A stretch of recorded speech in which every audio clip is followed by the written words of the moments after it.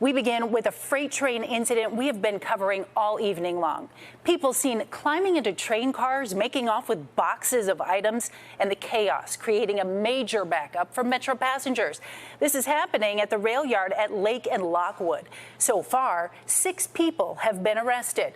NBC5's JC Navarrete has our story tonight. I had some people walk up, hey, don't come out here, you know, this street's blocked off. They had U-Hauls and stuff out here. I'm like, hey, what's going on, you know? Armani Ramos walking us through what he saw firsthand. It was a crazy moment, you know, you just see TVs, tires and stuff falling at. You know, I was driving down Kenzie and then, you know, a big old tire fell and hit my car. I was like, oh my God, I'm about to go off. A brazen train burglary in broad daylight.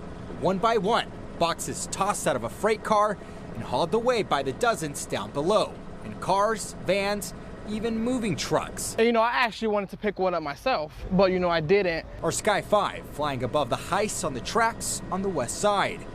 You'll see cargo doors left open and boxes scattered on the rails. How many people do you think you saw? I saw about 40 people up and down. It was crazy. No movement on the freight line behind me and no movement for Metra either. The robbery forcing Metra to shut down UP West for hours, stranding thousands of passengers in the process.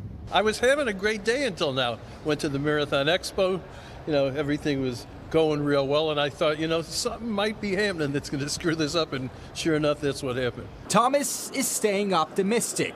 Another passenger, not so much. He had a simple message tonight for the thieves that derailed his plans. What the hell?